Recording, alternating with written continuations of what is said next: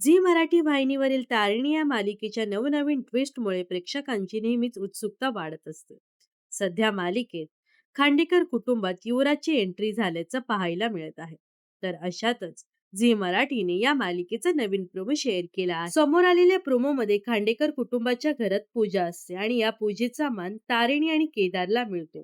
पूजा सुरू असताना गुरुजी तारिणीला म्हणतात, हा नारळाचा कलश डोक्यावर घे आणि संपूर्ण घराला प्रदक्षिणा घाल. तारिणी कलश डोक्यावर घेते आणि तितक्यात नारळ खाली पडतो.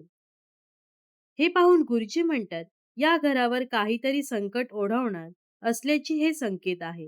हे पाहून तारिणी म्हणते, जे काही संकट येणार असेल ते माझ्यावर येऊ दे. तर केदार तिची साथ देत म्हणतो, प्रत्येक संकटाला सामोरे जाण्यासाठी मी नेहमी तुझ्या पाठीशी असेल. यानंतर तारिणी आणि केदार दोघं मिळून नारळाचा कलश उचलतात आणि तो पुन्हा डोक्यावर ठेवतात. तर आता मालिकेत तारिणी आणि केदारवर कोणतं नवीन संकट येणार हे पाहणं उत्सुकतेचं असणार आहे.